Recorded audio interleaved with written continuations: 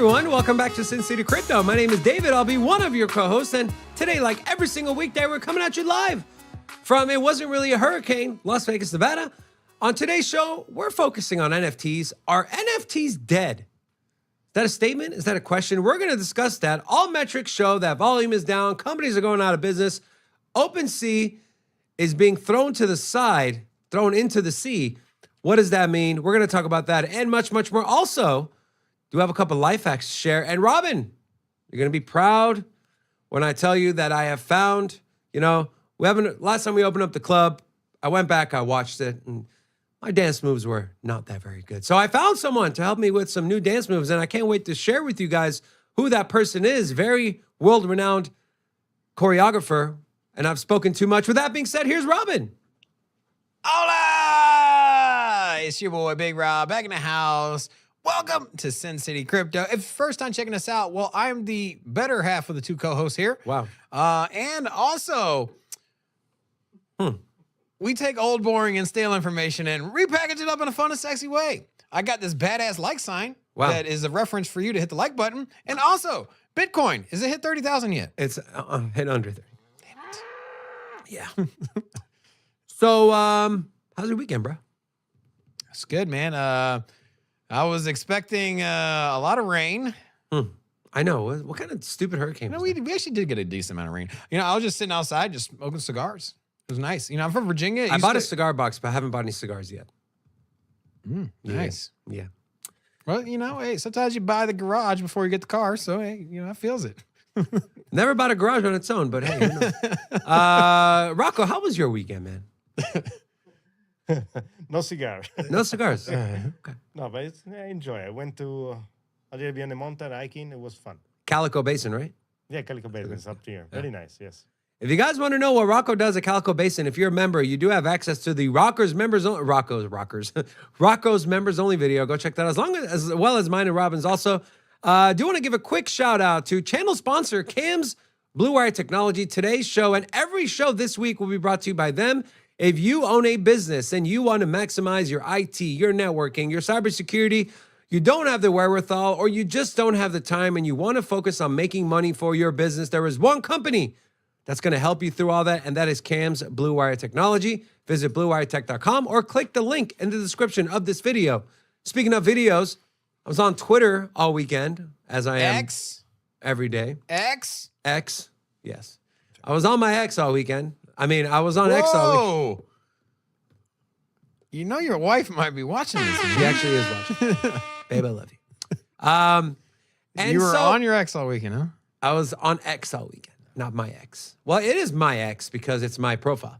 Anyways, what I'm trying to say here, okay, is you're hearing rumors and we're seeing tweets that they're bringing lockdowns back and they're going to do masks again and this and that. And I even brought it out to Robin and then I ran across this beautiful time lapse of what we've seen in the past. And a couple of these you saw last week or a couple of weeks ago and Robin showed, but there's a few new ones. And so, guys, let's not forget, just a few short years ago, this is how people reacted to lockdowns, masks, and so just be prepared. Never forget what shopping was like in 2020.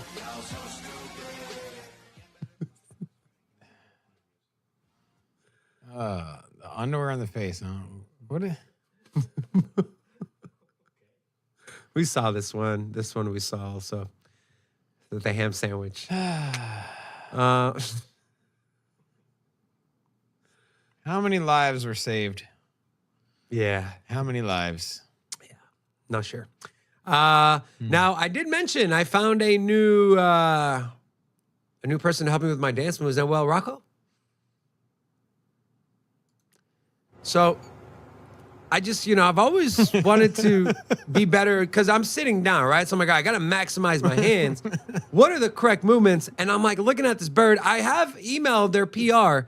Have not gotten anything back yet. So we'll see. Yeah, it's not bad, right? Better than what I got. I'll tell you that right now. All right, let's move on, guys. Have you seen Larry's? He actually has a dance video. Have you seen? He does. He does. No. You gonna show it? Yeah. I'll put up. Okay. You see, the handle's Quaker Larry, by the way. Quaker Larry. Yeah, Quaker Larry. Okay, Give me 1 second here.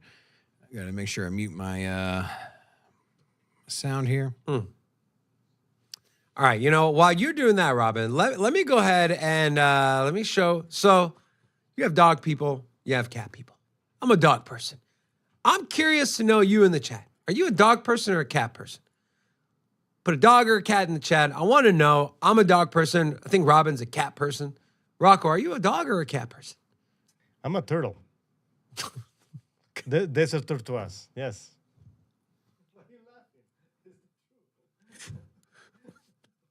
Are you a dog person or cat? Turtles. Okay. Sea turtles or like regular turtles? You're on mute, by the way. You're on mute. Yeah. Dogs, I guess. Dogs. Okay. Dog. Okay, He dog. did say turtles, by the way, just so you guys know. I know he was muted. turtle. The man said turtles. Anyway, so. I found. Oh yeah, go ahead. Sorry. No, go Afterwards. ahead. No, Yeah? please. We're No, good? please. Okay. All right. Okay, fine. So I got it pulled up. Okay. Okay, here we go. Ready? A lot of dogs, by the way. Oh, I saw this. It was pretty good. Do I got I sound? don't hear. No, I don't hear anything. Well, anyway. Oh yeah, here.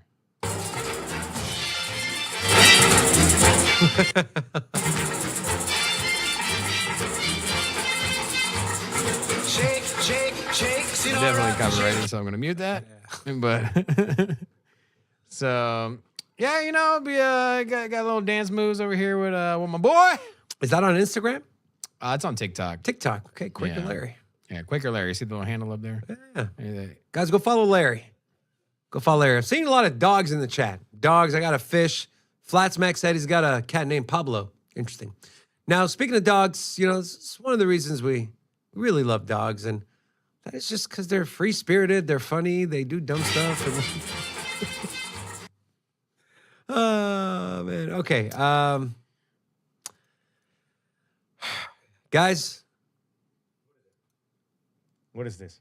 life hack. Okay, let's see. If you want to, Just play. a great way to get out of a conversation, a great way to maneuver around, what's the word I'm looking for? Not issues, but a situation you're stuck in where you might be in the wrong or confrontation, okay? A way to get out of confrontation. We need sound on this one, Rocco. Dude, you were going 20 fucking miles over the fucking speed limit. Now I'm getting fucking pissed. Get in my face again. Get in my fucking... He said, just listen one more time. Getting fucking pissed. Get in my face again. Get in my fucking... Said, you got nice tits. So that's a great way to end our conversation. So just for all the guys out there. And also, we have moving into the more, as Robin is not amused, moving into the more crypto focus. He's just a loser. He's getting yelled at. And he's just, What? It ended the car. She got in the car and left, right? Like, Got in the car and left. That's all I'm saying. Some things are just the simpler, the better. Now, trading strategy.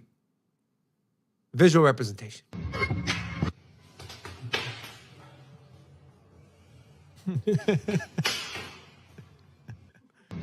I think I have another one too. Okay, so here's Bitcoin newbies versus Bitcoin hodlers. Brought to you by Kitty Cats.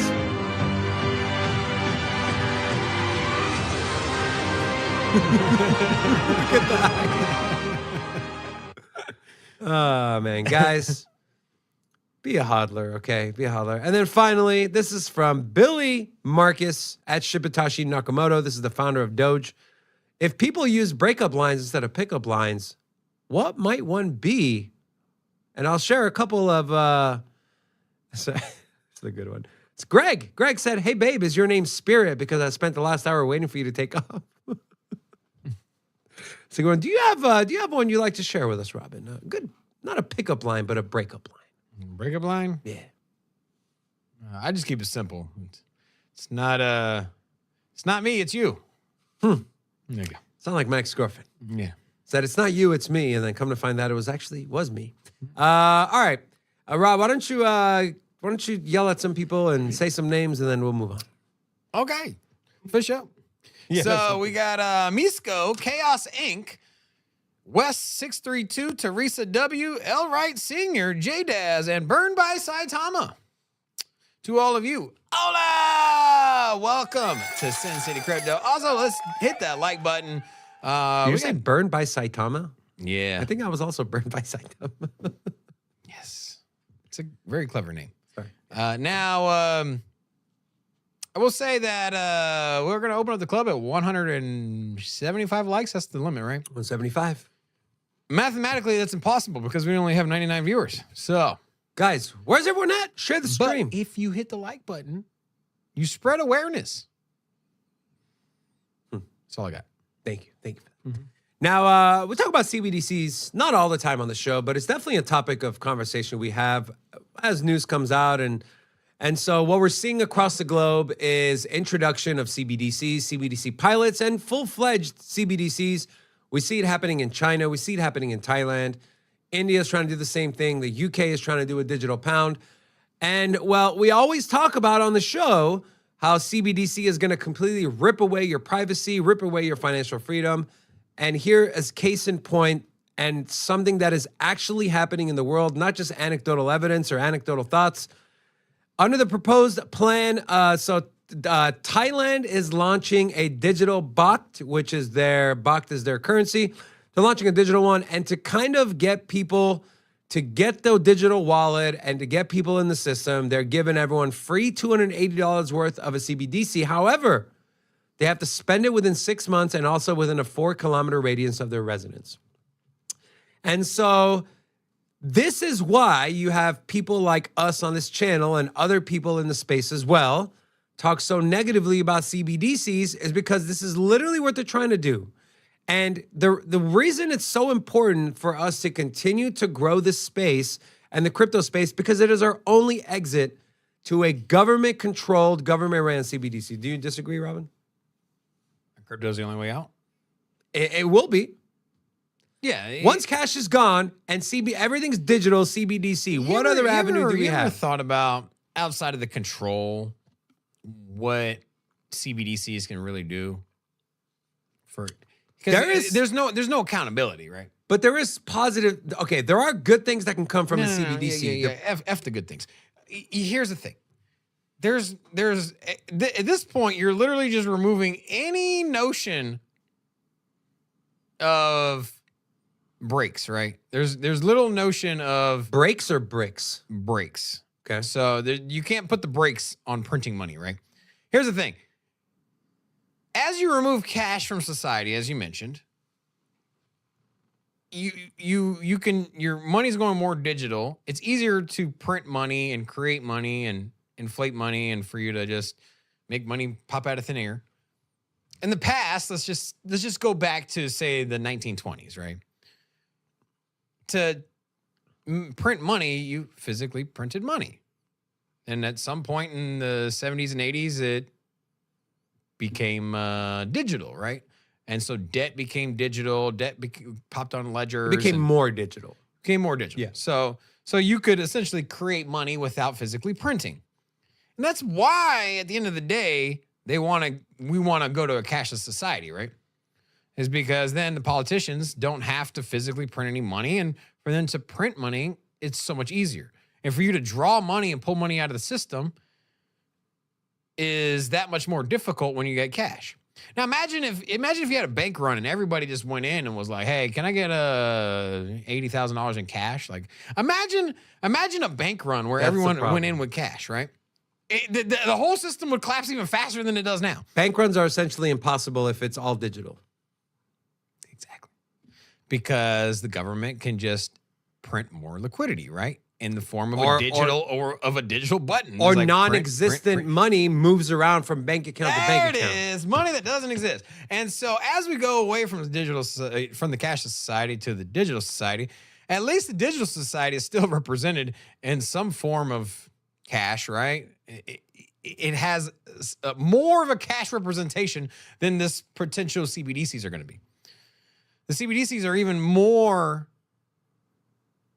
disjointed from the cash society, and governments can essentially just have free Because reins it's to print. programmable, Robin. Yeah, you can program it. and you can just throw another $1 million, another $1 billion, another $1 trillion. Hey, Ukraine needs another 10 trillion. Cool. You just hit another enter button, right? That's what we're seeing in places like Venezuela. Is the fact that they can just print money so fast. You think they're printing the currency on paper notes? No, they're this is all digital behind the scenes. And so I think that's something that we kind of missed the point on talking about. We always talk about the control features of CBDCs, but you go to the Raiders Stadium here, they don't even take cash. Yeah. Yep. And so you have an entire building, $1 billion building that operates without any cash going in it. How much of it is real? Like the girl in the airplane. That motherfucker not real. Can you imagine just like that one thing? She's forever going down in history. That had to have been the greatest meme for the last of all time. Couple of years. Not of all time. But I don't know, because you can add anything in there, bro. I saw so many good memes of that. Like, I remember she was like, that motherfucker's not real. And then all of a sudden it was Zuckerberg sitting in the chair like this. And I was just like, there was so many good ones. I saw one where they put Charlie Munger's face on her and then a Bitcoin sitting in the... I'm just saying that you could literally meme that for the rest of human history. Facts. It was good. It was good. It's good. Guys, every Monday, what we like to do for you, our communities, we like to show you what's going on in the world of macro. So you can know what to expect when it comes to volatility and all the crazy stuff. And well, here we go. We have the economic calendar pulled up via Trading View. So coming out in 3 days, August 24th, you have the durable goods orders month over month. That's going to show the strength of the economy from a sense of manufacturing and consumer demand. You have Jerome Powell giving a speech on August 25th. If I'm not mistaken, this is Jackson Hole. I could be wrong. Is it Jackson Hole? Okay. Yeah, I thought it was Jackson Hole. So that is happening on the 25th. And then on the same exact day, just 5 hours after Jerome Powell, is going to be the European Central Bank's president, Christine Lagarde. She's going to be giving a speech as well. And then early next week, we're going to see the JOLTS report, which is the job opening and labor turnover. This is going to give us some insight potentially on what the Federal Reserve will do going into the September meeting next month. If unemployment ticks up, will they for sure pause? Are we done for the rest of the year? We'll have to wait and see. Also, as far as, so this is from CoinMarketCal, some crypto calendar, what to expect. So nothing big I saw here, but if you're an Axie Infinity fan, they are doing a town hall that is going to be today. People still playing that game? Yeah. What's the Axie token look like? I haven't looked into it, but you have CoinFest Asia that is happening from August 24th to the 25th. And then that's pretty much it, guys. As far as some big news, the trendiest one up here, you have Baby Doge Chess. So that's how you know there's nothing crazy happening in the crypto ecosystem. I do want to move on to this tweet I found. This is from CryptoCon on Twitter, or sorry, on X. It's looking like, and there's a chart at the end of this thread. It's not a thread, but it's a post. There's a chart at the end of this, and I'll show it. But I'm going to read the context first. It's looking like Bitcoin bulls just got the most convincing bamboozle ever recorded. Each cycle after the downtrend is broken, Bitcoin makes a false breakout of the 20-week moving average, which would typically start the bull market. At first, these fake outs came right after the break of the downtrend, but 2019 printed a long run seemingly avoiding the pseudo break. It then created a mid-cycle bear market lasting about 7 months, excluding the black swan, which was C19. This cycle, Bitcoin did something even trickier because it made 2 successful retests, which implies it should continue. False breakouts have never achieved this before. This has triggered many bull run start signals early. So what's next? This all assumes a breakdown of the moving average remains, which I think it might based on the fake out observation. In order to trigger the real bull market, Bitcoin must resurface the 20 WEMA once more. And it talks about the Fibonacci retracements back down to the 382 level. Measuring our lows from different points give us a target of 21.9 to 23.3, which would be the FTX low. It says the FTX low may not have been the real one. You can see that as a black swan as well. So with that being said, I want to share this chart. And so let's go back to 2011, 2013. This is kind of what they're talking about. So you have a downtrend, right? Bear market. Then you have the false breakout and a retrace to the 382 Fibonacci level. We come here. This is 2015, 2016. Downtrend, false breakout right here. Retracement to the 382 Fibonacci level. And then the bull market continues. Same thing here. This is back in 2017, 2018. Downtrend, false breakout. Retrace to the 382 Fib level. And then here you have the black swan of COVID-19. And then coming into where we are now, okay, downtrend, false breakout, but this was a double false breakout essentially, right? And then in yellow here, this is the 382 Fib level, which will put us at 21.9 to 23.3. And if history repeats itself and there's no other black swan, shortly thereafter of it bouncing off this 382 level, we should see the start of the real bull market. Robin, what are your thoughts on this? What are your thoughts on this as a whole? How much weight do you put on what Bitcoin has done historically to what it can potentially do in the future? Or do you think the market dynamics have just completely changed?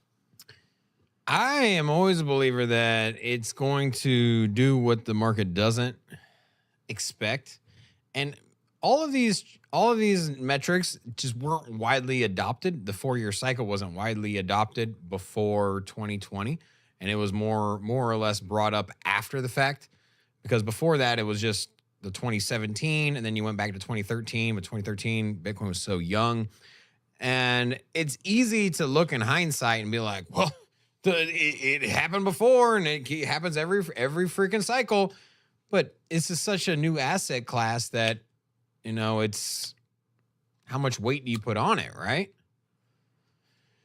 So for me, I always expect the trend to be broken, especially if the trend is an expectation from the overall market. If there's consensus by everybody, then it just mathematically can't go that way, right? If everybody's expecting the top to come in on January 1st, then 90% of the market is going to sell a few weeks early.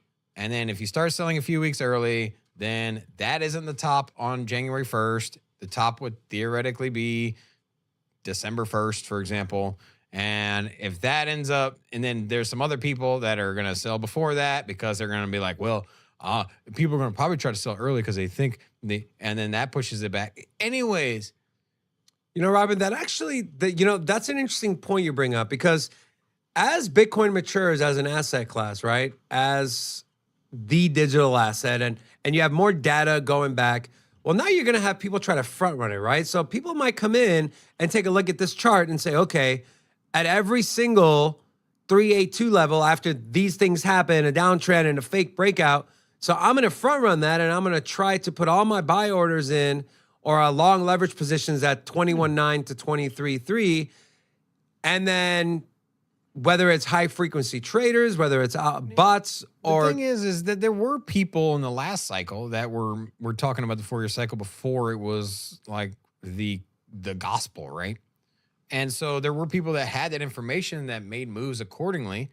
Like, hey, I think this is a very interesting metric. I think it holds a lot of weight. I'm a position myself. But once everybody's on the same boat, and it's not going to happen that way. And it's not just crypto, and it's not just because Bitcoin's new. You can look at any emerging market or any new asset or even company stocks. And if you were to sit here and say, hey, this Tesla stock, every 4 years, Tesla stock rallies, like, what do you think? If the growing narrative is amongst everyone, then at some point, I don't know. I'll leave it at that. All right, let's move on to our market segment. And today's market segment is brought to you by channel sponsor I Trust Capital. When I'm looking to hodl my Bitcoin, my crypto, and I'm looking to enjoy my gains tax-free and set it up as a retirement account, there is no company I trust more than I Trust Capital, the leading IRA company in our space. Set up a Roth IRA account, of course, if you want to, not financial advice, set up a Roth IRA account. And if you want to enjoy your gains tax-free, they have a lot of different crypto assets on there. And I do want to share a tweet from them. They did add 5 new ones. Those include Hedera, Hashgraph, Quant, Gala, Chiliz, and Flow. And so this is a company we're actually working to bring on their CEO. You guys know, you watch our channel, we get a lot of sponsorship offers. We leave about 95% of them on the table. So when we partner with someone, we really truly believe in the product, we believe in the team and the company. And so iTrust is one of those. If you use the link in our description, guys, you will receive a free $100 once you fund your account. If you're buying long term, just straight testimonial here. You're buying long term, you plan on holding Bitcoin for longer than 5 years, protect your taxes, bro. That's it. Now, of course, we still believe, number one, self-custody, but we understand, some people, they don't feel comfortable or they're okay. And to them, not paying taxes in retirement is worth the risk of not self-custodying and losing your keys and all, so on and so forth. And so whatever cup of tea is yours, guys, the option is there, iTrust Capital. If you are going to go with one, definitely go with them. Our link. They are the leader. Yeah, use our link, man. Helps you, helps us. That's right. Helps everyone. Hey, quick question. I got to ask you, man. What? I love interrupting you, right? Mm-hmm. No, wait, what? You do? Name that flavor. I forgot. Yeah. It's the name of the flavor. I forgot. God, he is just, bro. I can't wait for it till he's gone, man. I cannot wait for Joe Biden. You guys thought you weren't gonna get a Biden meme or GIF or video today, like, huh? I'm sorry, you bro. Thought it was gonna be a Monday without a Biden. I would vote for that red couch before I vote for Joe Biden again. Honestly, bro, the guy's a complete disaster, and this has nothing to do with politics, man. But like, come on, bro, just come on. Smelly hair. Huh? The flavor, smelly hair. Smelly hair. Flavors, ice cream. Okay, before I send it over to Rob, take a look at the crypto prices. I do want to show this. This is from Coin Glass. So this is Bitcoin.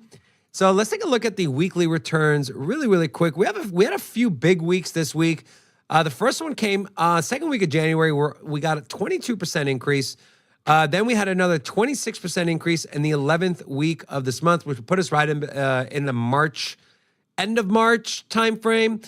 Not really big red weeks. We did have a big red week here, 8.8% on the 16th week. And then taking a look at more recently, last week was pretty brutal, guys. Last week was our biggest negative week we've had so far this year. Lost 10.5% off Bitcoin. We're starting the week off in the red also. And then going out to monthly returns. We started off the year just absolutely crushing it. We had 4 straight months of green, which we hadn't seen since 2013. And things have changed, guys. So far in August, we are at the worst month we've had this year, 11.14% in the red. Robin, do you think that trend continues? Do you think this number gets larger, or do you think we come closer to zero, or maybe even turn green? No FOMC I would say meeting. it shrinks. Okay. You think we'll be sub double digits? So between 1 and 9% in the red. That's what you're saying? Yeah. No, yeah. I don't know, man. I'm 50-50, dude. I don't know, dude. No, yeah. Curious. I don't know. I don't have an answer, dude. That's fine. That's fine. Did you watch my rant and ramble yesterday? I did not. No. I had some things on there. I went on a rant that content creators in our space are so scared to give out price targets. And I'm like, just stop it. Just have some conviction. Throw a number out there. And if you're wrong, you're wrong. Okay, throw a number out there then. I always throw numbers out there. Okay, so throw a number out there. Stop being scared. Take your own advice. Which time frame? Which time frame? August. The rest of the month. August? Yeah. That's what I was doing in my head. Let's give it Nostradamus. But let us know what's going on in your head. Give me some Leave space. me alone. I'm done getting you coffee. I'm going to go 28,000 by the end of the month, which will still put us down. What is it? Like 3%? Something like that? I think we finished the month off around 25. I think it's going to be. I think we chop around it where we're at and we rally back towards 30K. I don't think we get quite there, but I think we chowed down. Now, Robin, what are the markets looking like? all right. So we got Bitcoin coming in. Where is it? Where's the old Bitcoin? Whoa, $26,050. Is this the new range here? It's been here since 4 days ago. What do you think, man? That would be the first consolidation. Did you look at the fear and greed? Look, this would be the first consolidation at a lower price. Because here we consolidated around That's since the beginning 27,000. of the year, right? Or no, 1 year, going back 1 year. Yeah, but ever since we came out of the bottom, you know, we consolidated to 22. We we take bounced steps around higher. a little bit. Then here we consolidated at 27. We bounced around a little bit. And then here we consolidated at 30. Is this a general macro reversal, right? I still think that we rebound, get closer back. I think we're going to go back up to 30,000. You think so? Within the next couple of weeks. I really do. I don't think we quite hit 30K again. There's some weird stuff going on at Binance, bro. What's going on in Binance? Black Swan. No, they're like selling OTC, their token. They're trying to hold up a price. There was issues with the people withdrawing euros out, and they tweeted something like, "Oh, the SEPA's not working for the withdrawals," and they deleted the BNB tweet. is down 3%, 12 on the week, but not anything out of the ordinary. They're being targeted in Europe and the US and Australia. Number 4. Like this can't be real. Who is using the BNB token to the extent that it's number 4 in the CoinMarketCap list? We know Binance controls a majority of the tokens, right? So, look, like you start bringing issues up, and the first thing people say, "Oh my God, you're fudding. We're not fudding. We're just bringing you information. Do whatever you want with it." No one's saying, if I said, "Guys, I think Binance is going to go under," and you go and sell your tokens and they're fine, that's on you, bro. Don't listen to me. Don't listen to Robin. Listen to yourself. Take information, process it in your brain, and then whatever you decide to do, it's on you, and so are the consequences. And so I'm just saying, just weird stuff is happening with Binance. I don't have any money on Binance. I recommend you wouldn't either, but I also recommend none of you store crypto long-term on an exchange. Remember, use it to exchange tokens. Wallets are used to held money. So hold your money in your wallets and use the exchanges to exchange back and forth. But Binance, and if that thing starts to crumble, I don't know, man. So what you're trying to say is that the Binance token is not real? The trading activity is not real? She's a hottie. Yeah, I mean, look, the number thrown out there was 212. This thing has outperformed Bitcoin. That's all time. Go to the 1 year. Look here. This is the chart. There's been no bear market for BNB. It's amazing. It is stood the test of time. Yeah, it is. I don't know, man. It is free of manipulation. Yeah, it's just I'd be very careful, guys. I'd be very careful. I'm hearing I'm hearing rumors swirl that CZ is using Fake. No, It's Binance. real. No, I don't want to say CZ. Binance is using customer funds to prop up, and of course, these are all just rumors, guys. I'm not saying this is true. I haven't done any digging deep myself, but I feel like if we don't have our antennas up after what we saw happen with FTX and the other ones, then you can't continue to hit your head up against the wall and be like, ouch, that hurts. Let me do it again. Ouch, that hurts. Let me do it again. Eventually, it's going to hurt. You're going to be like, okay, that wall, if I hit my head on it, it's probably going to hurt. Same thing. If we just look past every piece of information that comes out there that might not confirm your bias to or against Binance or any other exchange, then we're going to find ourselves in a situation similar to what we found with FTX, over-leveraged, overexposed, having too much money on exchanges. And then we're over here talking about, guys, I'm so sorry I had all my money. Like, let's learn from our mistakes. Let's try to catch things before they happen. I'm just saying, just Binance, just be careful. That's all I'm saying. Rob, also, I do want to show this. So look at this fear and greed index, bro. We're back down to fear. This was hovering at 50 for quite a while. And we're at 35, which is we're officially in the fear category. Sentiment has sentiment, like, just maybe what you're seeing on Twitter or maybe some friends or people you have around you that do understand and know crypto and Bitcoin. Has that sentiment changed for you? Has your sentiment changed? I think that on-chain metrics, what you saw in exchanges, were leaning into a confident market, although novice retail that does not have exposure to crypto has still been weary, and they still have a negative view on crypto and Bitcoin. And I think that because of the market capitulation, the bankruptcies of multiple custodial agents, the FTX, the fraud, the Mashinskis, it is still very recent. I mean, it's only been just slightly over a year at this point that those collapses happened. And I think FTX hasn't even been a year. That's what I'm saying. I think you need more time, right? Since they started, you had the Terra Luna, that was over a year ago, and that's what kind of kicked it off. So I think there's just time. Time will fade the pain or the stench or the scar or the bruise or whatever you want to call it. Over some time, people will will lose the association with fraud. They'll be a little bit more willing to come in, because that's the thing. Remember, bull market equals new money. And traditionally with crypto, new money has come from novice retail. It comes from your everyday worker looking to put $500 or $1,000 into something speculative because their friends got into it. And those people just don't have the confidence.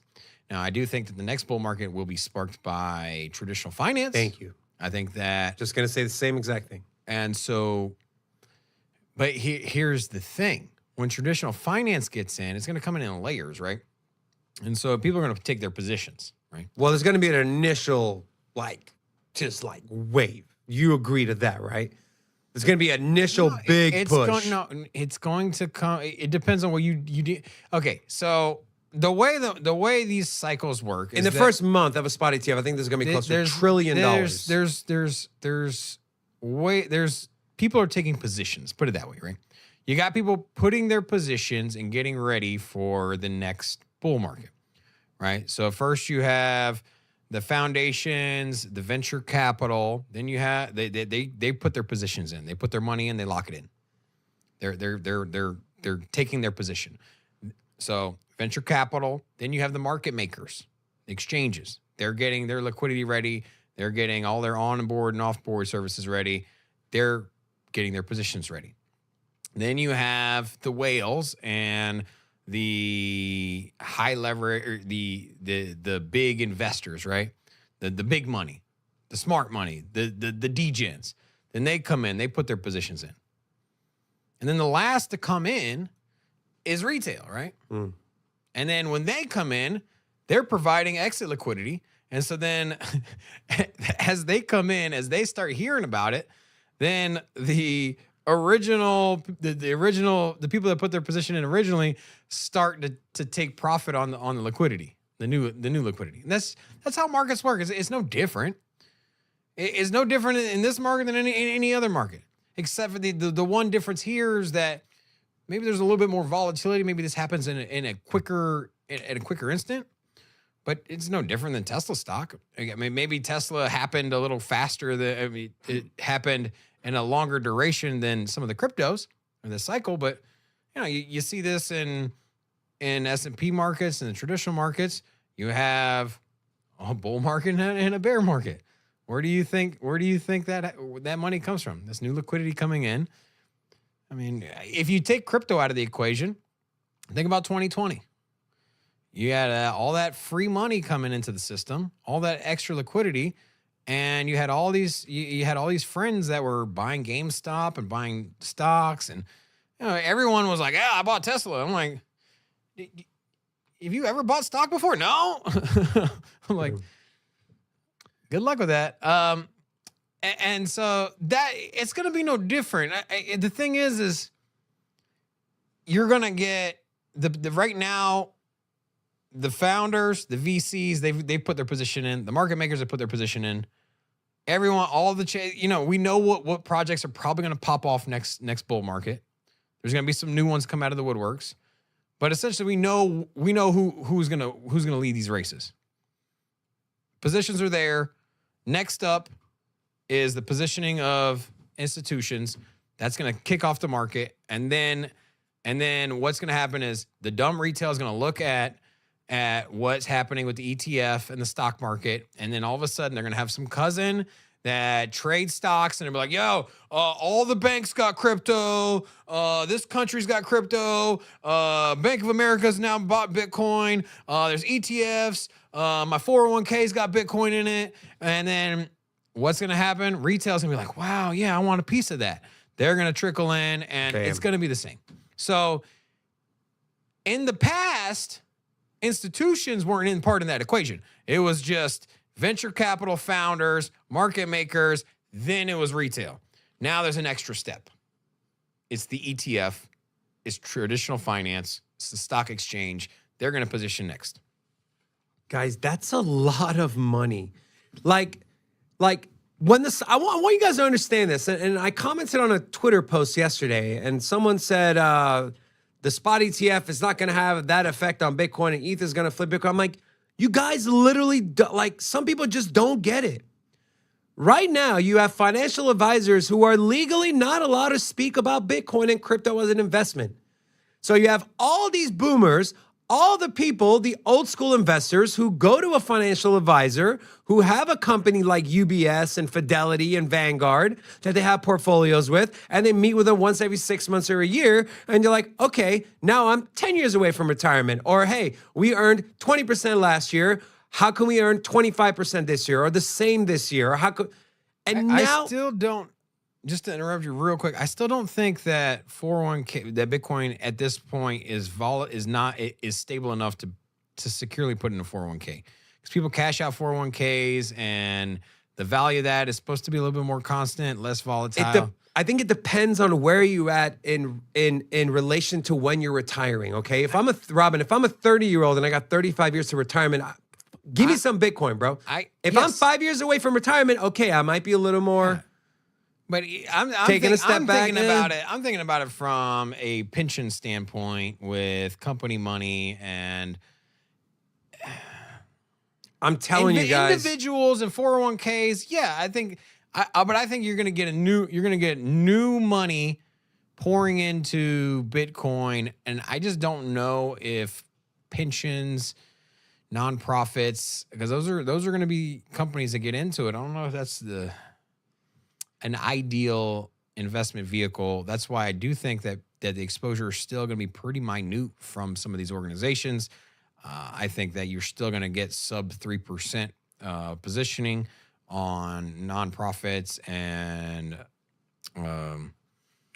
other organizations. I do think that there are a lot of companies that stand to gain a lot from exposure to Bitcoin because they don't have any need to take any downside risk on the short term, and they're fine just locking things up for a long time. If you got money as a company, capital, and you're fine locking it up for 10, 20 years, then what a better idea. Like you're Meta or whatever it is, and you got a lot of money that you're just sitting on, or you're going to plan on investing it in treasury bonds for 10 years. Like, yeah, go throw it in Bitcoin. That makes so much more sense, right?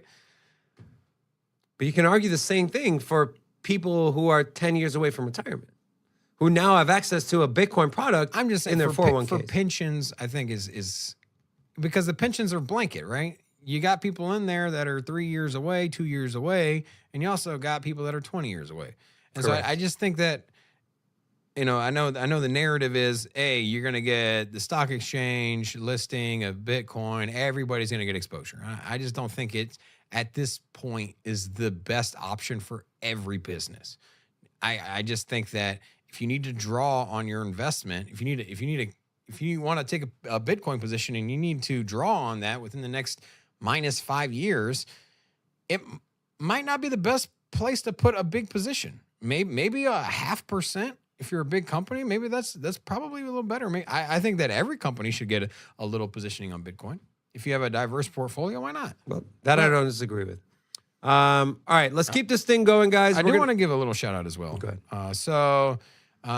We got. Give me a second here.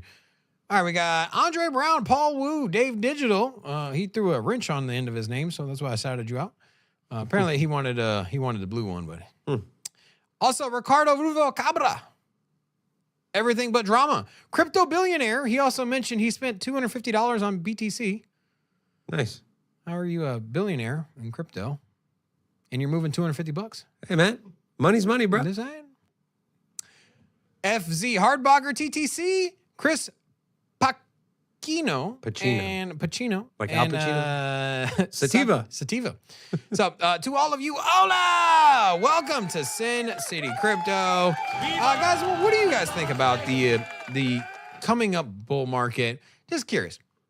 Do we cross 50K by the end of the year? What do you guys think? Put a 1 in the chat if we cross 50K by the end of the year. Put a 2 in the chat if don't go there. What's your vote? Mine is I think we will. I'd put a 1 in the chat. I put a 2. I think we'll be over 50K by the end of the year. Curious what the chat thinks. I'm a no. Robin's a yes. Rocco's obviously going to take Robin's side, obviously. Rocco, history, are you taking my side? Of course he is. That's a dumb question. Of course. There it is. Yeah, he said of course. Of course. All right, guys, we got to keep this thing moving. We got to talk NFTs. But first, just a real quick look at the crypto bubbles. Everything is in the red with the exception of a few. OP, a new one in the top 10. AKT, which I've never heard of before. That is up 10%. Caspa up 2.1%. Everything else in the red. We saw Thorchain have a massive rally. That is down 9% now. And so there you have it, your crypto markets. Now let's go from crypto to NFTs. NFTs are dead? Question mark? Statement? I don't know. Let's look at the numbers. So CryptoSlam.io shows, take a look at the last 30 days. NFT sales down 40% on Ethereum, down 21% on Polygon, down 53% on Solana. Mythos chain, which I've never heard of before, is up 30%. Immutable down 6%. BNB down 30%. Bitcoin down 86%. Cardano down 18%, guys. Safe to say, overall, the NFT market has been in the red. If you look at the Bored Apes, I mean, the blue chip of the NFTs, Ethereum NFTs, 23.7 Ethereum. I Guys, haven't checked on it in a while. this was over 150. Bro, it was like a month ago. It was at 33. And that was like a big headline. I haven't checked the price until you just looked at it. And the last I checked, it was 33 ETH. And I remember that being a thing. We were like, bro, you got 30 ETH freaking Bored Apes. Look, average price. Wait.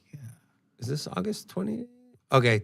August of last year, average price was 170 ETH. That was a top. And it has just been down and to the right since then. It was just June 4th. We were at 46 ETH. And then, like Robin mentioned, beginning of July, we're about 31 ETH, and we're currently sitting at under 25.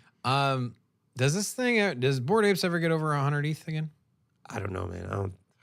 That's a hard question. I don't. It's a very difficult question to answer for me. I can't with confidence, in any kind of confidence, say yes to that. I think the day is over for Bored Ape. I think it will always hold value. I don't see it getting out to 100 ETH, especially the price of ETH is going to keep going up. Guys, look at Azuki's 3.5 Ethereum, guys. I mean, where was that at? This was so Azuki's. The highest it got to, it was over 28 Ethereum. And so that thing has been down and to the right. So as recent as, let's say, end of May, beginning of June, we're at 16.5 Ethereum. You had projects like Doodles, right? I remember. You think... So Doodles, you don't think this comes back in another market? Doodles was over 11 ETH, and that is at 1.3. What was your question? This doesn't rebound like... I don't know, man. Like altcoins? Because in 2017, people were First cycle, right? 2017 people were saying like, hey, altcoins are dead, like they're not gonna come back. Bitcoin and Litecoin, that's the truth, like blah blah blah. There was a lot of that. And then everyone's all like, well, we knew it was coming back. Is it the same narrative here? Because here's the thing. The key difference is that altcoins kept building, right? Altcoins, the ones that came back are still expanding, right? They're still developing, they're onboarding new partnerships, they're increasing their smart contract capabilities. What the hell is the Doodle JPEG going to do? That's what I'm saying. Like, what use case can you say about this Doodle's JPEG right now compared to later on to justify it getting back to 10 Ethereum? And then on top of that, you got to remember that the price of Ethereum is going to keep moving go up. Exactly. That's working against these NFTs. And I think the price will go up. I just don't think they ever get back to their heyday. I really don't. I mean, 170 ETH. It's like the Beanie Babies, bro. Like they went up, they got popular, then they cooled down a little bit, then they got popular again. But this was in a shorter window, and then they just slowly just died out, man. Now you can't do anything for those things. Those things are worth like a couple bucks. Well, guys, not only is the floor price of these NFTs tanking, but there is some drama happening in the space. So here's the first one from Decrypt. NFT platform Recur to shut down despite raising $50 million. And big name backers. The NFT startup Recur said on Friday that its Web3 platform is winding down, unable to weather the chills of crypto winter despite hosting the IP of several big brands like Hello Kitty and Nickelodeon. Does that say more about the NFT market, or does that say more about Web 2 is not ready to get into Web 3? The Web 2 consumer is not receptive to the idea of Web 3 and NFTs. I think that's up for debate. Over the next several months, Recur's platform will steadily lose its core features, including the ability for users to withdraw NFTs from the platform, cash out stablecoin balances, and trade collectibles on Recur-hosted marketplaces. Their announcement captures recent headwinds in the NFT space as companies navigate a downturn in the popularity of digital collectibles. And just to kind of mention again, in late 2021, the company was valued at $333 million after it announced a $50 million Series A funding round. Then you have some drama with OpenSea. Mark Cuban and Yuga Labs weigh in on OpenSea creator drama. Not collecting and paying royalties on NFT sales is a huge mistake. Just kind of get into some of the nuts and bolts of the article here. Let me close this real quick, guys. So what happened? NFT marketplace OpenSea, which was valued at $13 billion just 1 year ago. $13 billion. And now I believe the valuation is coming in at less than $1 billion. They announced changes to their royalties for artists, prompting sharp backlash. OpenSea announced that it will stop enforcing mandatory creator royalties on secondary sales of NFTs on their platform. Among those speaking out against the changes made by OpenSea was Yuga Labs. This is a quote from Yuga Labs CEO Daniel Allegre. It said, quote, "At Yuga Labs, we are committed to help foster an ecosystem where new and innovative content is created and where creators are rewarded for their work." Allegre said that Yuga Labs would begin to sunset support for OpenSea Seaport for all upgradable contracts and new collections, with a goal of having it done by February of 2024. Another person who spoke out against against OpenSea, was Mark Cuban. And guys, remember, Mark Cuban is an investor of OpenSea, so he's invested in the company. Mark Cuban said, quote, "Not collecting and paying royalties on NFT sales is a huge mistake by OpenSea. It diminished trust in the platform and hurts the industry. And I say this as an OpenSea investor." Rob, what are your thoughts on NFT markets in general? And then if you want to get into what OpenSea is doing and the creator royalties and what your thoughts are on that as well. I don't know. Mark Cuban seems to flip-flop a lot. He does. And he was a mega bull on everything crypto. And then now he's been coming out bashing Metaverse. He was saying that anybody that bought Metaverse is not smart. We'll leave nice words there. And yeah, so I don't know. I think that he is a venture capital guy. So when he's making money, he's happy and wants to talk about it. And I think also Mark So then Cuban, Rob, why would he publicly throw know. shade at a company he's invested in? Well, sometimes that's the best. Sometimes you take someone like Mark Cuban and you say, hey, I own part of this company. What are y'all doing? And so it's better than having to message people and go to the board meetings. But you do it publicly to where the public can lose trust and you see coaches do it all the time. You're not supposed to talk about your players or whatever. You're supposed to just fall on the sword, right? And then sometimes a coach goes up at a press conference and they're just like, yeah, don't want to point the finger, but some of our players, quarterback was not playing their A game. And so it's a way to force change by circumventing the traditional avenues, which would be internal discussion if you have a position in the company, and just to go public and be like, hey guys, Mark Cuban's pissed. He didn't even talk to us, right? You ever had an argument with a girlfriend and instead of and she just like nods like, okay, sure. And the next thing you know, she posts the argument on a social media platform. Yeah. And then you're like, why you do that? Like, it might not be the smartest move, but I'm just saying that there is a reason, a rhyme and a reason for it.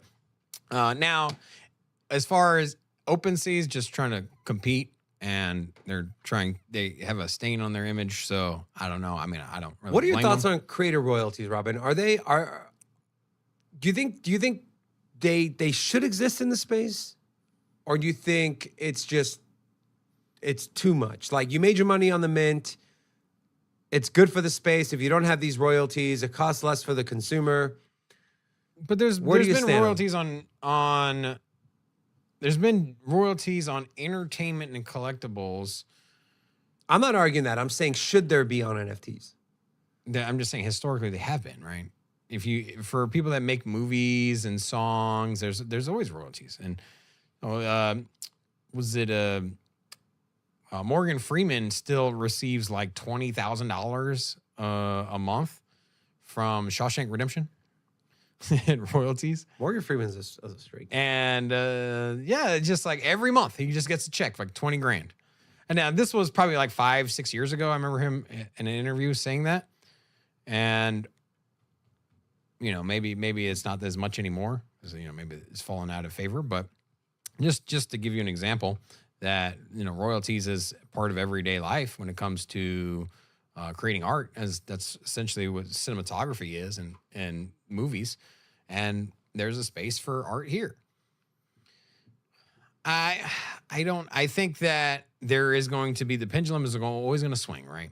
And so you have creators, they're making projects, they're asking for 10% sometimes for royalty fees, 5%, whatever it is. It's not realistic.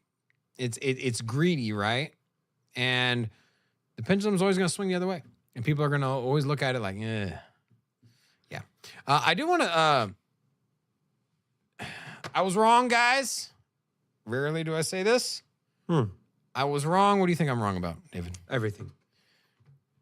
Shut it. But what if you had to take one guess on what I'm going to pull up next? You were wrong about me.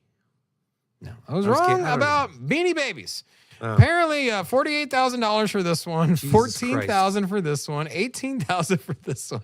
These are all on Etsy. So, I mean, how liquid is this market? Who knows? 2,000, 3,000. Beanie Babies have been around for a long time. So there are some high-end collectibles, but I do know somebody that was collecting Beanie Babies. They were just telling me that they're all fucking worthless. And so I guess there are. There are some outliers. Okay, but art and collectibles. Well, I guess anything is worth what the buyer's willing to pay. Like, yeah, well, how liquid is this market? That's what I want to know. That I don't know. But to kind of answer my own question, I think artist royalties are absolutely necessary. Creator royalties are absolutely necessary. If the only way an NFT project makes money is from the mint, then they're just going to mint and then forget about it, which a lot of projects do anyways. But having those creator royalties and being put in a position to make money off of secondary sales it motivates people, right? What motivates people? Money. Money motivates people. I sound like Kevin O'Leary So here. then you create utility that isn't unnecessary. Now, here's the thing. Let me ask you a question. If you bought a Michael Jordan rookie basketball card, do you need it to do something else, right? But Robin, Can't you just frame it and put it on the wall? But that's why a- does it need to have But a that's- recorded audio but that's of Michael one. Jordan We're talking about crying at a Robin, we're talking about a 10,000 item collection here with thousands of people who hold the project. And so there was 10,000 of Michael Jordan basketball cards printed. but it's and but NFTs like that But- space has but been what created. They what have I'm utility. saying is, why can't you just mint and just create a piece of art and just leave it at that? You do. You have it. You have it in Then what- Fidenzas, right, by Tyler Hobbs. You also have it in. You have my see how Yeah, that's one exactly- side of the show is with Rocco and Robin. Some BS, bro. How you gonna black out my screen like that, Rocco? That's just disrespectful. Nice try though. No, like seriously though, take a look at CryptoPunks. Literally, they launched. That's it. They didn't do anything, and it's still over 50 ETH, I believe. I could be wrong, but the last time I checked, it was over 50 ETH. But those are one-offs, Robin. Those are anomalies, right? A lot of times now, No, people get into these projects because of the community, the utility, the merch, the points, the free airdrops, this and that. And so what that gives people the peace of mind it's that all fake. It's all fake. Whether it's fake or not, people are making money from it, and people look want at Bored it. Apes. All this extra crap that they've done, all they've done is suck the liquidity out of their main project.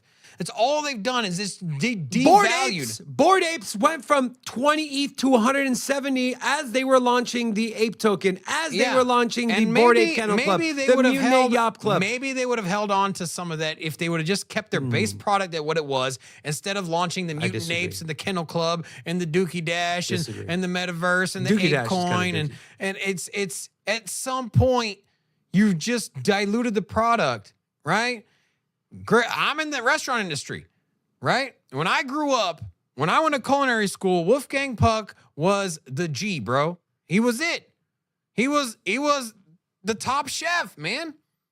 And then he opened up 150 restaurants, and it was a Wolfgang Puck at the airport. There was Wolfgang Puck at the library. There was Wolfgang Puck at in the mall. There was Wolfgang Puck, and I'm not even exaggerating here. I'm listing restaurants that I have seen Wolfgang Puck. He is no longer sought after as the culinary genius mastermind. Dude, what the because fuck he are you sold talking about, out. man? What the fuck are you talking about? I'm just saying that dude overdid it. He did the George. Okay, you think Gordon Ramsay's overdoing it? I think so. There's a lot of Gordon Ramsay restaurants popping up, and if Gordon Ramsay opens up 500 restaurants, and all of a sudden there's 300 Hell's Kitchens around the world, it's not gonna be the same. People are not gonna go in and drop $700 for dinner, $1,000 for dinner. They're not gonna as easily do that when there's one down the street. When it's right next to every freaking Starbucks and Cheesecake Factory, it loses its allure. And whether or not you go to that extreme of saturation, it still has an effect every time you draw on your community and offer more products. It's very simple. And the strongest collectibles throughout the history of time have been scarce. And when you add more and more items to your ecosystem, it becomes less and less scarce.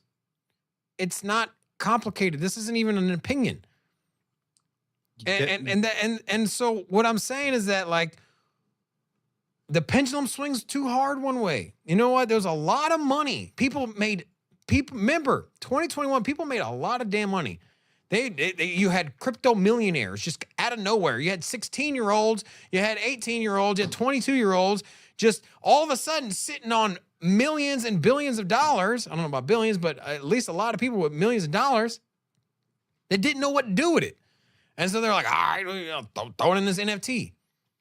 And I think that's where that money poured in from. And it's unsustainable. And maybe if we go back to a business model where it's, hey, you know what? I got this really badass piece of art. Like, art in its form where it's still picture, it's yours, you own it, and it doesn't do anything other than just looking cool. That has stood the test of time. It's been around since before Jesus was born. And why can't that formula work for a digital picture? You know, I agree because if you look at if you look at, with the exception of Bored Ape Yacht Club, okay, take Yuga Labs out of it. If you look at every NFT project that has launched a spinoff, whether it's Doodles and Doodles 2, whether it's Subducks and their frogs, whether it's pick any, Cyber Kongs and Baby Kongs, whatever the case may be, not only has the price of the secondary one tanked because as the holders of the OG project get airdropped them, they just sell it for cash. And it also affects the original project as well. But then you run into the issue of, okay, are NFTs gonna be boiled down to just like one sector, just profile pics, that's it. No BS utility, no games, no metaverse, no extra projects. Is that gonna be it? Yeah. And then everything else is going to be more practical, like digital IDs and concert tickets and whatever the case may be. Your functionality comes in multimedia next bull market. Mark my words. JPEGs, stay still, hold your ground. We'll put you in a frame, backlit frame, put you in my house. It'll look cool. That's what we need. And then the utility will come from music and video, and you can own shorts and other things like that. I'm not talking about the pants that Rocco has on his website. Oh, I was talking about what he has now. Oh, I was talking about shorts. But anyways, okay. I'm just alluding to our merch store. Yeah, guys, go check out our merch store, man. A lot of cool stuff on there. InAndOutCrypto.com. The shirt Rocco is wearing, the Don Fettuccine. Is there a name for that shirt? The Fettuccine shirt? Or? Don Rocco. You are muted. I like the Shib hat. The Shib hat's pretty cool, yeah. Yeah, this stuff is embroidered. You know what? I'm about to have a David moment, and I'm gonna apologize right now. Can we get like some kind of headphones? I see you wearing headphones. It'd be pretty cool to have branded headphones. Look at that fake smile he has. At least I asked for stuff that's already on there. You're asking for headphones and hey, can we get a car on there with the engine? I would rock some crypto headphones. I'm just letting you know. I'd like to be at the gym with those things. You know, it's actually not a bad idea, Rocco. We'll talk about it. Speaking of not bad ideas, it is not a bad idea if you own a business to hit up Cam's Blue Wire Technology. They can help maximize all your IT networking cybersecurity. If you want to learn how they can help you with that, visit bluewiretech.com or click the link in the description of this video.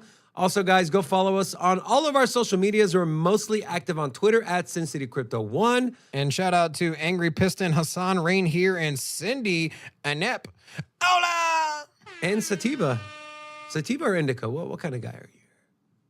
I'm a no. No? It slows me down, man. Okay. It slows me down. It helps me sleep. Anyways. Dave, before you go. Yes. You can't do finger tornado today. Why? Because there is already a tornado, so you gotta do something different. Where's the tornado? Well, it's in California. We're in Nevada. It's a hurricane. The only thing that can cancel a finger tornado is if someone literally cuts this finger off. Don't get any ideas, guys? Rocco. Okay. Guys, thank you so much for starting your week with us. It was an absolute pleasure to be here with you. Come back tomorrow, same place, same time, 2 p.m. Eastern Standard Time, 11 a.m. Pacific Standard Time. On behalf of all of us here, we love you guys. Peace. Everybody know we here for entertainment and info. Gonna show you how to get that big dough. So every day stay tapped in for big facts, no capping. With Bitcoin, if you're in, then you win. We divide the pie with no fraction. It's Big Rob, David. I spit the game, but they gave it. Named according to your favorite. I got dry powder, why save it? To the OGs, new beginners. Special shout out to the well members. Buy the dip, sell winners. Ain't really nothing you can tell sinners. Tune in for the latest new flavors. They gonna teach us mean coins. They polarizing like barbecue chicken pizzas. I laugh with a major grin. Laggers, we trade them in. Baddies, they came to sin. And sinners gon' play to win. Screaming, hola, till my bags are flowing over. Hold ya to the moon and to the solar. Won't don't be letting FOMO control ya. It's over when the finger tornado close ya.